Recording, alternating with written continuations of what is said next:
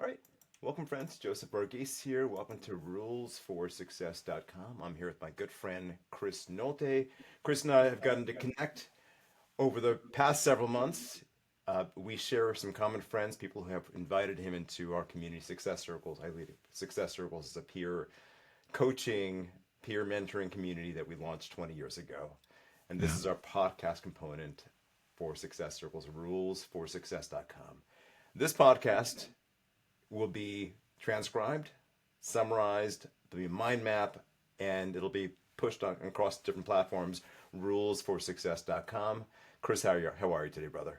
I'm great. I'm super excited because I win twice here. One, we get to sort of tell our story, but also the success circles, people that I haven't yet met might want to meet me now. Now it'll be a little easier to sort of get that meeting.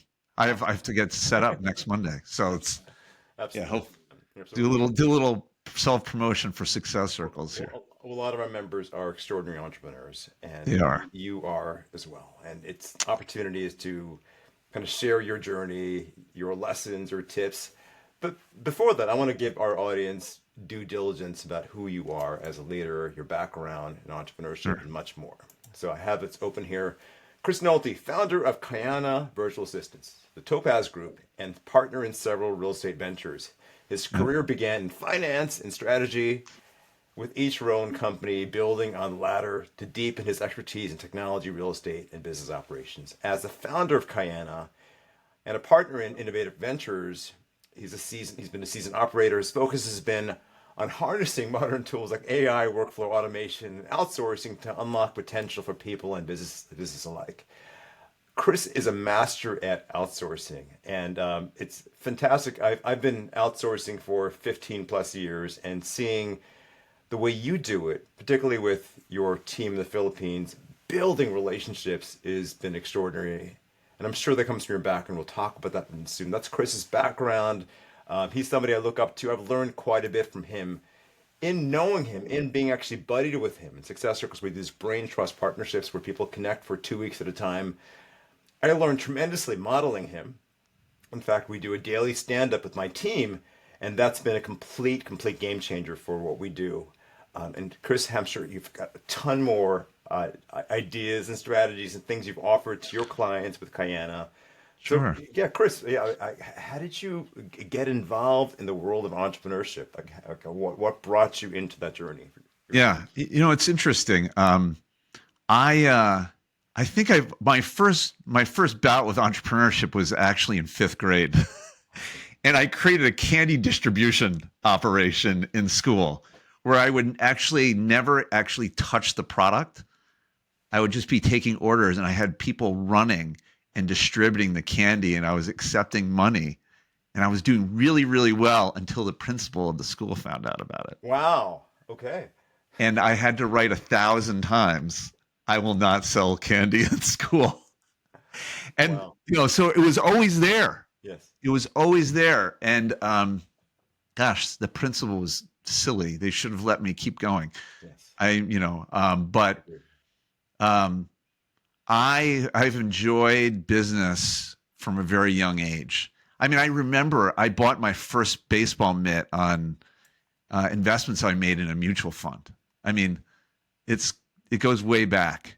And when I was applying to business school, and this is the late 1990s, I went part-time in my consulting role. I was starting a company and applying to business school simultaneously. Incredible. Um, and uh, and that sort of hustle, I think, has just been there all along. Now, I've struggled to find the opportunity to execute on it because a part of me was drawn to the rat race, right? Yes. The sort of go to the good school, get the good job, climb the corporate ladder. Yes. But something happened after graduating from business school that allowed me to have more flexibility and more control over my time. And that was working for the Marcus family, and I ran their family office. Hmm. So Was that in New York? Is that right? this is actually in Wisconsin. Wisconsin. Okay. So, and it's what kept me in Wisconsin, truthfully, because the opportunity was so great. Hmm. Um, so instead of coming back after business school, because I was in New York and I moved to the Midwest to go to Kellogg Northwestern, I stayed. And I stayed because I was working with a great family based out of Milwaukee. I was started as their sort of C-level support person at their public company. And when we sold off a leg of that company, I followed the cash out of the public company and started their private investment firm. So I was employee number one of the private investment firm. Fascinating. Two, depending on how you look at it, and a non-family family office executive at the ripe old age of 32. Wow. Got it. Yeah, got it. And so the first thing we did is we started a real estate services company. Hmm. And it was something that, I met a person at an event, and it was actually a person who worked at Goodwill. Hmm. And the person at Goodwill said, I love your store in Madison, Wisconsin. They're like, that's not our store. And that begat a conversation about that industry. And I created a company, a donation retail company. We were experts in donation retail. And so we started building buildings all around the country. And that was just one of many things that Marcus Investments, the company that I worked with a family to start, did. And so in a way, I found my way back to entrepreneurship, but I was doing it in a setting that was very forgiving because I had equity in these companies, but I didn't have all the equity, but I had a salary. So I managed the risk there, and I was starting a family. So I was able to, pay the bills and not feel the anxiety of the burn of building companies and developing operations and teams. Were you married at this point, or is this? I was. So I was married. And, with young children. And I actually I have more children than I ever thought I would have. But when you move to the Midwest, there's just more space. Yes. So I have 4 children. And now these people are actually self-sufficient in a way. So I have a almost 20-year-old, almost 17-year-old, 15-year-old, and a 12-year-old, and they're very rambunctious. And they there's a culture in and of itself now at our house. But in 2020, when COVID happened, yes, it causes one to think about the years ahead. And I decided that I wanted to do what I thought I always wanted to do, which is go on my own and be an entrepreneur. And I used that opportunity to do it. So I spoke with the family. And it's hard when you're in a family office setting, this is known amongst non-family executives of family offices, it's hard to leave because I was there for 17 years and you become very enmeshed in the business and the operations of these companies that you either started or built I hired everyone at all of these companies, right? Every single person. So it's like, you get really embedded from a family perspective and from a business perspective. Very much a family business. Yes. So that's a long-winded way of telling you how I got to be on my own as an entrepreneur, but it was always there. Yes. Ever since the first candy sale, it was there. It's just how do you find your way there? Yes. I find it's very useful to have those references. Yeah. Those references, those threads, going back and even kind of reminding ourselves that this was in there. It's my DNA, and some level, and being able to tap into it, whether you brought it into an organization. My parents were immigrants in this country, and to do what they did, in a lot of ways, I consider them entrepreneurs, even though they weren't. And it's like that. It's useful to recognize that you have that DNA. It's like kind of wired in you, and across all the different ventures you have. I'm curious, with all the different hats you wear, finance, tech, real estate, mental health, what's the common thread that's guided your journey? What would you say? I think, if someone said this about me in the late 90s, and I think it's kind of true, and that is I take old companies and make them new again. I take old ideas and make them new again. And so if you looked at any of the things that I was doing, it's not like I, created, a radioisotope or any of those sorts of things. Though I do actually have patents, Okay. which is sort of a weird. I'm an inventor technically, Okay. but I just reimagine old things in a new way, and I think part of that is just by kind of first principles thinking. Like, are things still the same? Can they be different? How can they be different? What needs to happen for them to be different? And then taking that leap of faith to go execute. So I think that's where my genius, quote unquote, is, and that's what makes me different. Yeah, I think that would probably be it. Fantastic. I love it. There's this idea called zone of genius. I think Dan Yeah, Sullivan might have been the one who coined it many years ago, maybe somebody before him. This idea that we have strengths and things we're good at, we can bring forward into the operations, businesses, ventures we're involved with, and by staying in that zone, and yeah. as long as we can, like we can kind of magnify that, grow things, and do some unique things, create more impact in the world. Because what brought Kiana to life? What problem were you solving when you started it? Yeah, I think this is one. So I think another gift of mine is when I see an opportunity, I don't wait. I run through the door. And what I experienced with my first remote professional, and I don't like calling people VAs because I feel like it. Not everyone's an assistant. I mean, I wouldn't. Oh, yeah. You know, I'm a remote professional. You're a remote professional. Everyone's a remote professional. We all are work. Look, unless you're at your office right now, you're probably not.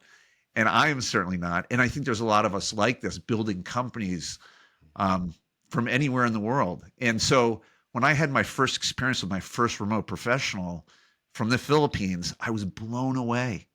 Now, part of that's this sense of scarcity I think every entrepreneur has. When you're an entrepreneur, you have this sense of scarcity of time and resources. You have ideas bigger than the amount of time or resources you might otherwise have. Um, but for me, that first person demonstrated what was possible.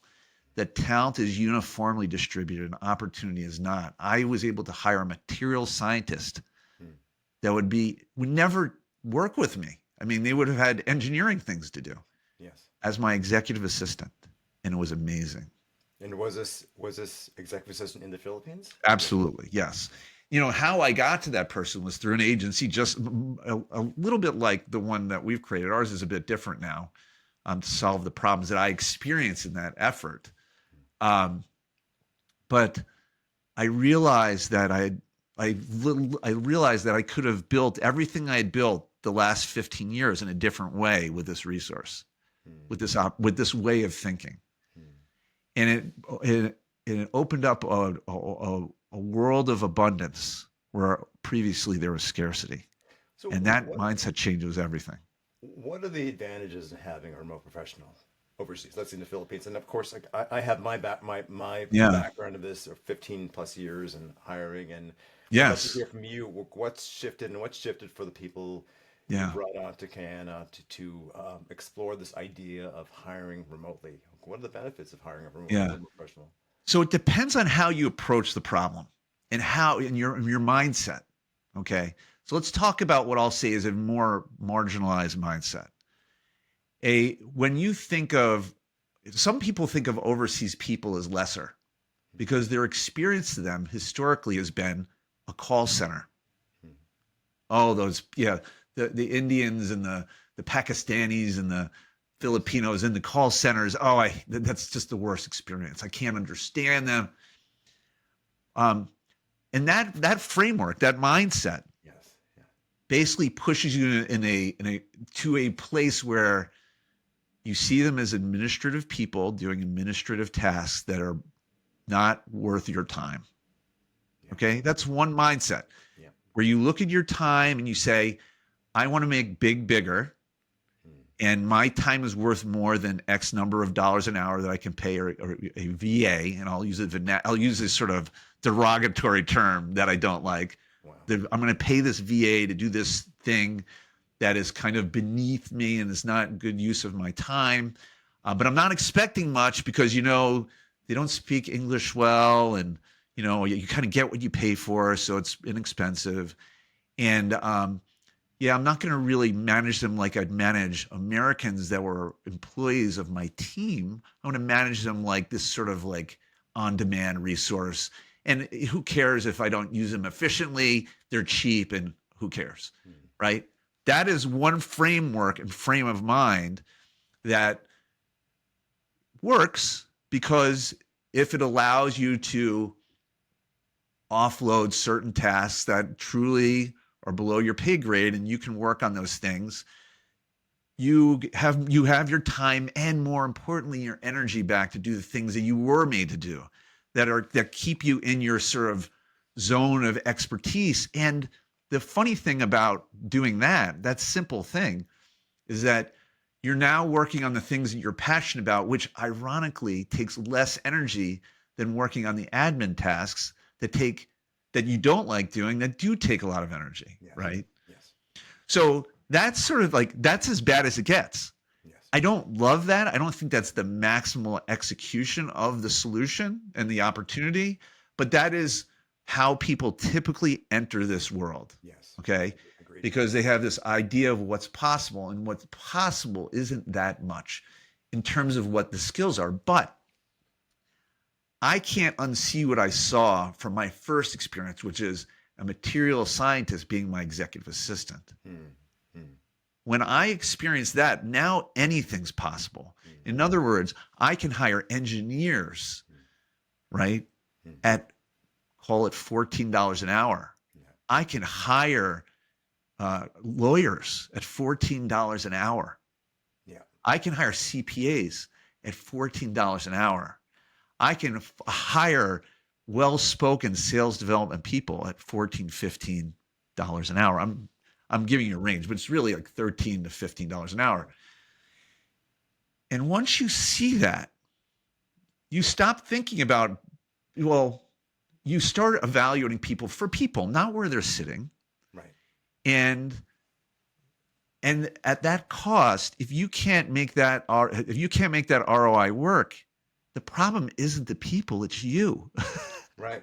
Exactly. I think my son that's paid more for being a lifeguard, right? Yeah. Yeah. Because our cost structure and our culture is so high. Yeah. We have so much to pay. And so we're all paying each other at inflated rates. And there are people sitting somewhere else that don't have that ecosystem of cost. And simply the standard of living in those countries is such that that revenue goes a long way. Even if, like, my family's from India, if I were to Yeah. hire somebody in India, it would be a fraction of what it would cost in this country for great talent, right? And of course, Might be better. Might be better. Might be better talent. Yes. I've got to say though, I've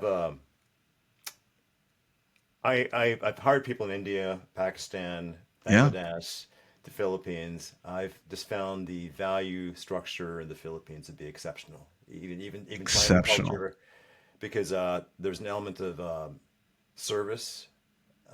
There's certain element of humility that's there, versus when I have hired in India, oftentimes the people I get tend to be too entrepreneurial.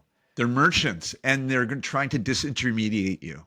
Yes, Right. agreed. Yes. Yes, I thought Philippines has. I mean, my team has been in the Philippines for the longest time, and I've got the deepest respect for my members, people who work for me. Right. One of them has been through close to 10 years. My other virtual assistant about 3 years now, and her husband's shattering her because she wants to get pregnant. And one thing I found you and I have in common is relationships. For me, Yes. relationship capital means quite a bit, not just with my clients, also with my team, the people I bring on board. For me, Yes. relationships are life. And I hear that with you, especially recently, how you went to the Philippines to meet your team, to engage your team, Yeah. to further train your team, to support them, to encourage them, all those things. Let's talk about that. Yeah. Were you always a relationship person? Did you see, Yeah. and you mentioned, to contextually mention something before, is, I don't want to not see that, basically you said that most people see virtual assistants or remote professionals as virtual assistants. It's a bit degrading, where it's like there are times saved by having this individual do these tasks that are below me, versus actually seeing this person as a person, a remote professional who is a family person, who's an engineer, who's maybe a physician or a leader in their space, Yeah. who now, because of the cost of living, sees value in Right. the ability to be of service this way. Yeah. That mindset is so much broader for me. And if you found your way out to other countries and lived in other places and spent time in other places, you realize that we're all just people. Yes. And now with the internet, I mean, Thomas Friedman wrote "The World Is Flat," the book, I think 30 years ago almost. Yes. And so there's still a labor arbitrage going on, and I think you can't look away anymore. I think it's too important to think broadly and outwardly to the resources and opportunities abroad. And I think we're learning that as a country. And so I totally agree with you. I am a people person. Absolutely. I am a pleaser. Like I am. And it made me great in the professional services world, right? Because I executed and I tried not to say no because I wanted to say yes. But what's interesting about Kiana and what I saw in the marketplace in the Philippines specifically is that for the most part, people commoditized the talent. And it was a race to the bottom on price. And the people that got hurt are the people that had the talent, but because they didn't have the opportunity, had to say yes. They're being taken advantage of. So the name Kiana actually isn't a brand facing the client, quote unquote, at all. Kiana is a mashup of Tagalog, meaning kaya, can do, na, meaning now. Wow. You can do it now at Kiana. We are a talent agency. And because I know that if I have the best talent, the clients are easy. That's the easy part. Because I have a great talent and I have the culture to support the great talent, that the clients will be everywhere because that is what people are hungry for. Yes. Right? Yes. And so when we went to market and we started building that out and the culture that we're supporting with that, I tell all the talent, I say, you are client number one. Wow. We are built around you. And we know if we take care of the people who take care of the people, we'll be fine. So that is our culture. That is how we execute, and the people feel it. And it's almost emotional because I welcome everyone into the company and I go into, training sessions of 15, 20 people as we're onboarding people. Yes. And at the end of only 2 or 3 days, the people that are in those training sessions are telling us how much different we treat them than the rest of the industry does. And it blows my mind because I feel like I'm treating them as any human would. But it just goes to show you how the world has been managing remote talent for a long time. One of my mentors, Jay Abraham, he has a training called the Strategy of Preeminence. And the basis for this training is this idea that when we connect with our clients, we step into this role of kind of being a fiduciary. A fiduciary is not necessarily somebody who manages finances. That's how we often hear the context of that word, but it's really about looking after them for the best interest. Like being able to serve them, hearing what they're saying, hearing what they're not saying. My interaction when I connect with Mark, even the emails, communications that are there, are he's out to take care of me. He wants to ensure that the experience being on the podcast with you recently is on point. There's an element there that I just came to appreciate that I often don't see, where they take responsibility. This responsibility is taken for the brand, for Kiana, for being part of your team. And I find that when people hire remote professionals without that context there's something shifts in the relationship versus like somebody has ownership in the company, in the process, in the brand. And that's something I've really respected when I connect with Mark and other members of your team. Yeah, so the word I'm starting to get comfortable with is this idea of an embedded team. You have someone embedded in your operation. And I love that because it it doesn't marginalize the person. It makes them critical Yes.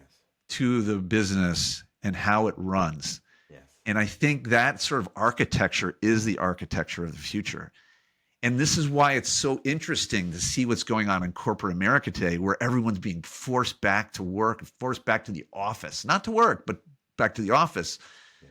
into what is an ultimately somewhat inefficient way of sourcing talent. Yes. Yes. Who is within driving distance of the office is the story. Now, if you're a corporation with offices everywhere, not a problem. You're going to be able to have an office for someone to go to. Yes. But like for small and medium sized companies that are looking for the best talent, who have maybe one office, maybe two, why would you ever limit yourself that way? It just seems silly. And the world is so large. The working, and we have demographics that are not helping us. So like I love it. I think it's like a hidden gem of an opportunity. And I And think it's COVID gratifying. COVID taught us a lot that we can work remotely, we can all exist and be productive. And I know there have been some situations with people maybe not liking their job, where they may not have been the ideal candidates. I'm talking about jobs in this country, in the United States. Yeah. And when they back in, they weren't necessarily as productive as they used to be, because maybe they didn't like their jobs. Your team, your remote professionals, they like their jobs. They're there and they're able to operate, really effectively, Yeah. remotely. Yeah. Yeah. We are a remote first company. And there's a lot of, we're not the only company to do this. I mean, you might know the company Zapier. Zapier has been remote from day one. Hmm. Completely remote, no office. Now, it doesn't mean you don't want to come together. And as you know, I was in the Philippines like 3 weeks ago. Yes. We had the most incredible time together. It's amazing, and you'll see it in my social media feed as sort of the weeks go on, because it was just a wonderful time. I loved it, and I can't wait to go back. I'll probably be back in the Philippines quarterly now, as we continue to build our culture. I think my son this summer is going to be doing meetups at Airbnbs with our remote professionals. Oh, wow. Yeah. And just doing very much community building amongst our remote professionals, because when you're working from home, yes, there is something lost a little bit, but it doesn't mean you can't have it. You just have it in a different way. Yes. It's not at the sort of makeshift birthday parties that I can't stand. Like, hey, let's have this birthday party in the conference room for the people that were born in April. Let's Yeah. go, Joseph, right? So there is something to that. There's something to meeting in person, like you've done Yeah. with your team, connecting Sure. with them. I mean, back in my corporate days, we have these huddles, we group up, we do these fun scavenger hunts, things of that sort. That was Sure. useful for bonding. So that's what's happened there when you were there a few weeks ago. Yeah. You mentioned your son's going to head out and kind of have the experience of connecting and bonding. Well, I just thought it was a really good way to use his talent, Yes. but to also build the community, Yes. right? Yes. And so it's not so much like he has to do work. This has to be productive. And he's going to learn a thing or two about how our culture executes, which it won't always be easy. Like, because we work really hard, but we play hard. And that's the fun part. Yes, You I know? do. Amazing. Yeah. Okay, so let's talk about AI. Yeah. I know part of your process, you kind of match people using AI technology as far as Sure. that. So let's talk about that. And I'd also love to hear your take on AI and how it's advancing and how it's disrupting and what to Yeah. look after and how to basically engage and delegate in this new world of AI that we're in. So let me start with a confession, Joseph. I was a total dork when I was young, and I started programming when I was 6 years old. Wow. Okay. It's earlier than me. Wow. Okay. And I was going to night school when I was in third grade to program. And I was programming and going to schools and camps to program. Probably should have stuck with it a little bit more. But in eighth grade, I discovered girls and I put all the computers down. Okay. Okay. And Smart. and then I went to college and I saw the classes they were teaching and I'm like, this is so basic. I don't even have any need for this. My first job out of undergrad was as a database programmer. I hadn't taken a class in 6 years, 7 years. Okay. I was a systems analyst next for a boutique consulting firm, and I managed bank data as a programmer, right? And then I went to business school. Okay. And then I put the coding world down. But when AI came out, I couldn't look away. It's too powerful and too amazing. And I was telling you about scarcity earlier.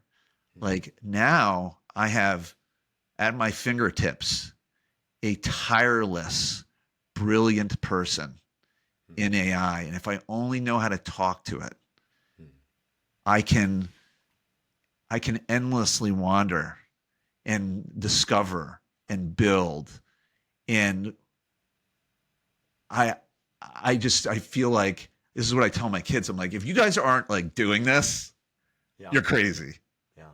And so like my son, who's a sophomore going to be a junior, going to London School of Economics, he's a data scientist. He's going to data science. He's in calculus class right now and doing all the sort of infrastructure type stuff that you need to learn to understand the tech.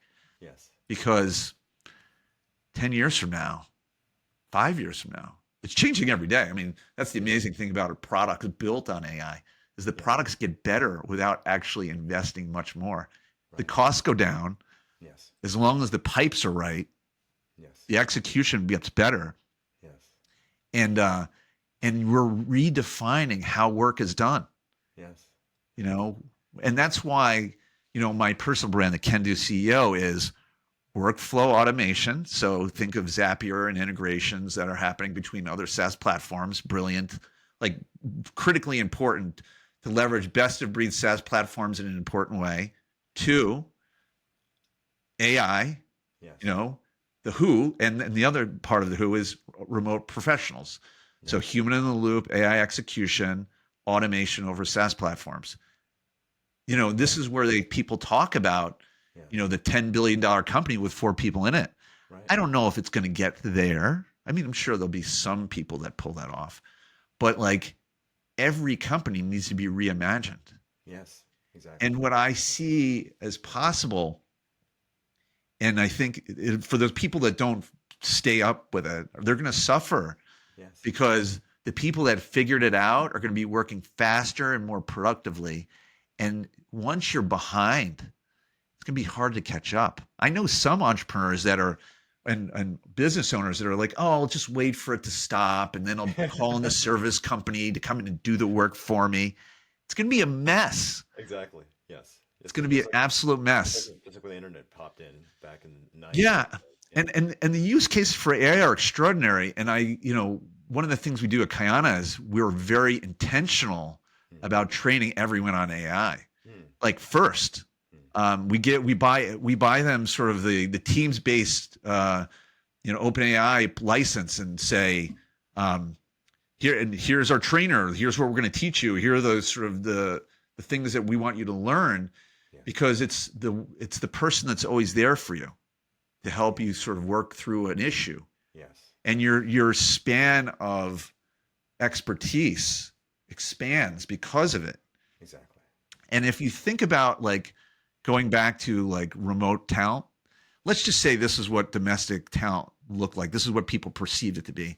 And this is what the perception of remote talent is. Now, I happen to think it's closer, but let's just say it's here. Well, you add AI to both these things, that's what happens. Yes. It's the absolute leveler. Exponential, yeah. It's the absolute leveler and exposes the underbelly of the underlying costs. Yes. Yes. Right. The combination is extraordinary. It's extraordinary. So, from a company perspective, some people use this as sort of a, just typical bot, right? We've integrated it using the APIs at OpenAI. And so we have integrated solutions that leverage what is effectively in the recruiting and staffing and talent space, a data problem. Because the matching and execution around that is a data problem. The other way we're using AI in our system is the management of remote staff.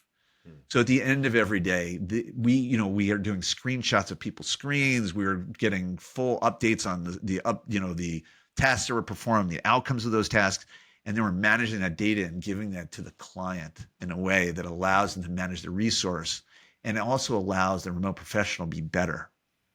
And then, yep. And so those are ways that you can use AI. And then there's sort of the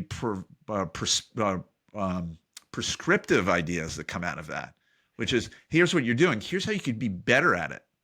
Here's what you should consider. Here's some solutions that might be more helpful. And that unlocking that, I think, is the thing that makes us all productive. You hook me in better. So much of what we do, the ventures we have, success circles, make the day better, make each other better. But if you have a process there where it analyzes data and information, it's not about making the person necessarily more productive. I mean, that's one part of it.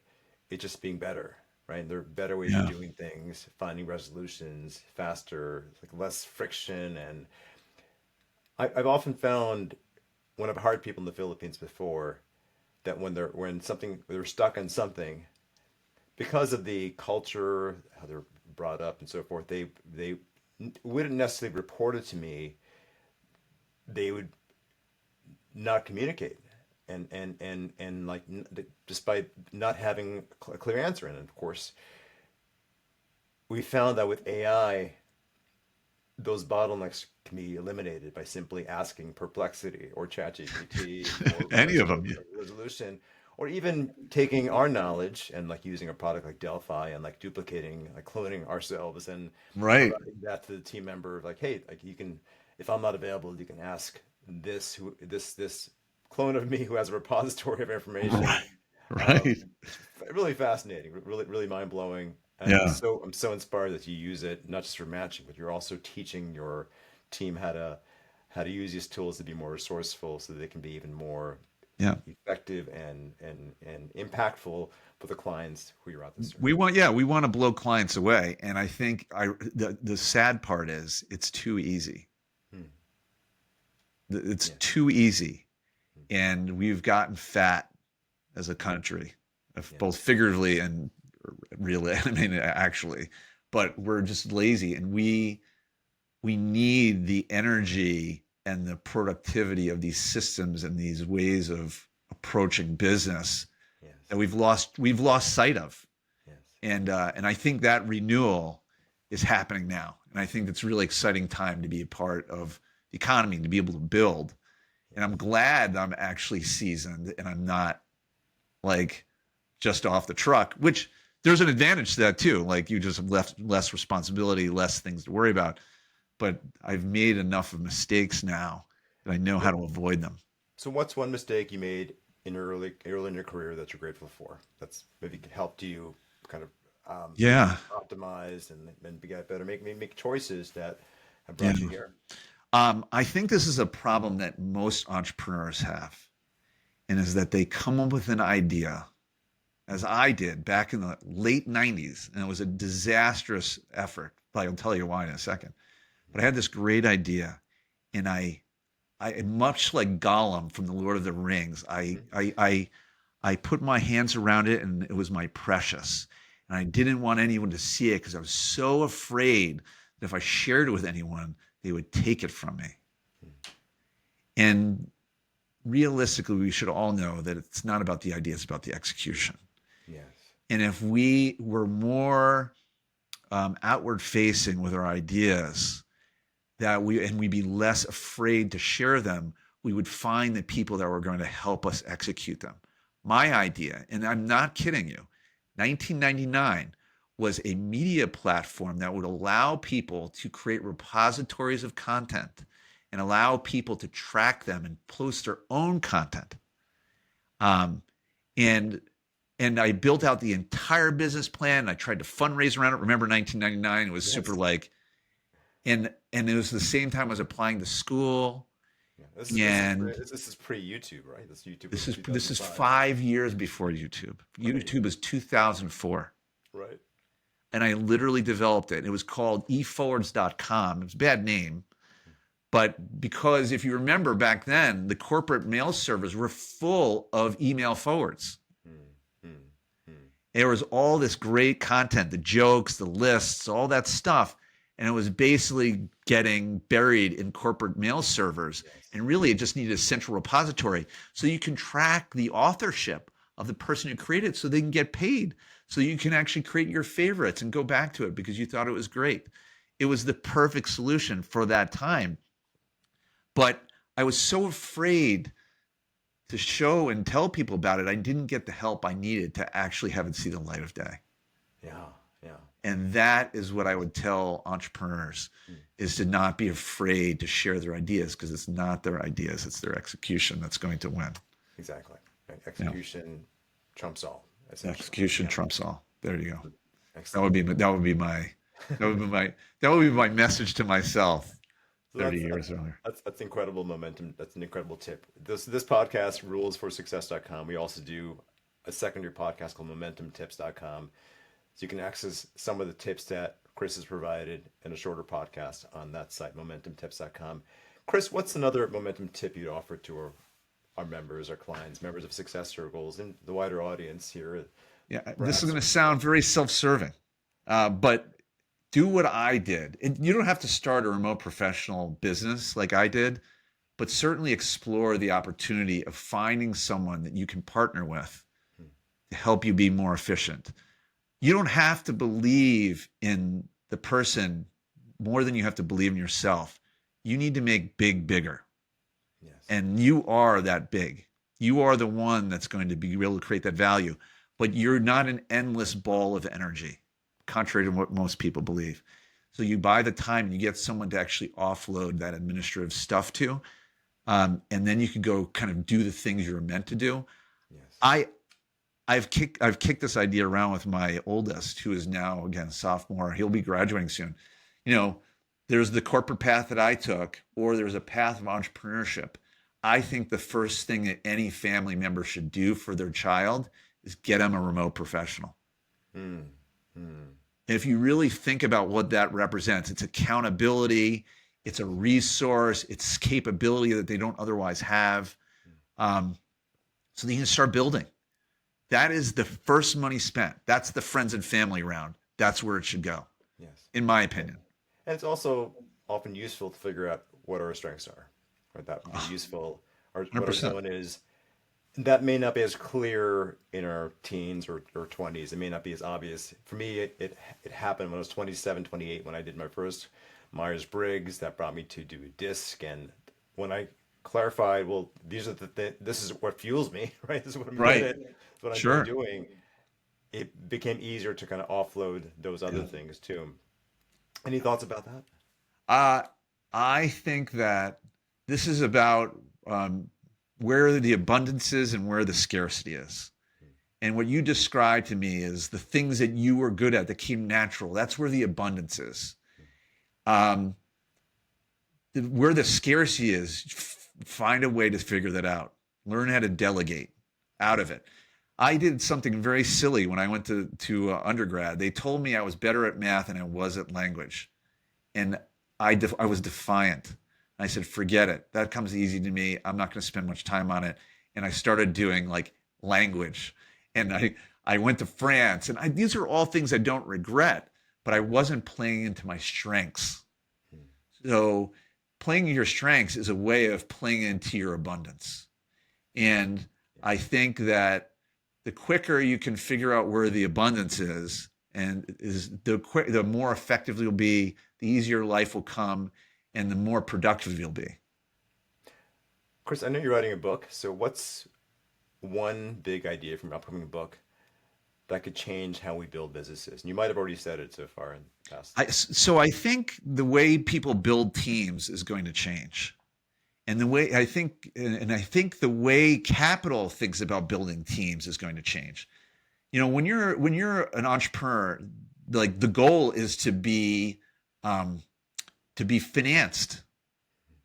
I don't think that's the case. If you're an entrepreneur, the first thing you should do is try to build a self-sufficient business that you bootstrap so that you don't need the money, because the money just wants to go fast. I spoke to a venture capitalist yesterday and they're talking about my business, Kiana.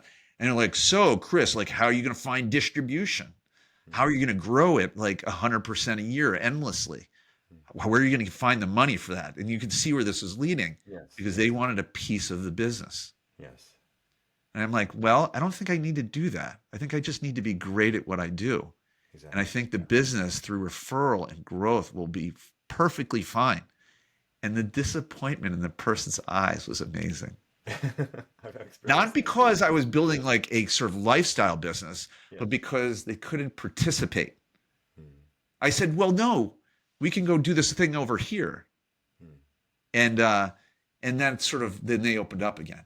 But it's like I think oftentimes entrepreneurs think that the sort of the brass ring is to get capitalized by a venture capitalist. And what they end up finding, unless they thread the needle perfectly, is they become employees of the company they created. Yes.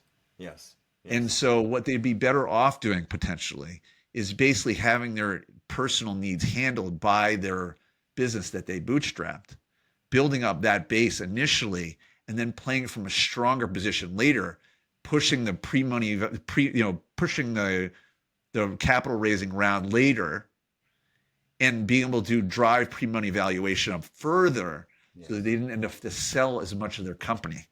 Right. I Right. think that's how I would be thinking if I was young and starting a company today. Exactly. Yeah. And having other investors involved, you may lose control of the direction of what's possible with a company because of that Right. early on. And so then the burn rate becomes really fast. Your ROI on the first hire becomes really important, and your ability to move quickly becomes really important. And that's when I think remote professionals are an ideal solution. AI and remote professionals. That's it. If you had to bet on one trend that'll reshape entrepreneurship over the next 5 years, what would that be? What trend? There's a couple trends I really like, but if I had to choose one, it would certainly be if I had to buy one company today, it would be Zapier, Hmm. Hmm. because the automation of these really great software platforms and how people come in and out of those platforms becomes really important. How data is shared that the AIs need is Zapier. If Yes. I were to create a trend, or is going to be the consulting, the trend will be around the consulting of those integration executions. Hmm. Um, because these SaaS platforms will always be best of breed in very defined verticals, right? People, um, these large scale companies that try to do it all never do it well. So if you are able to integrate those platforms really well, I think that'd be great. And if you can integrate AI into those integrations or those workflows, even Yes. better. I love that. That applies to every business, It does. and it allows you to grow through the change.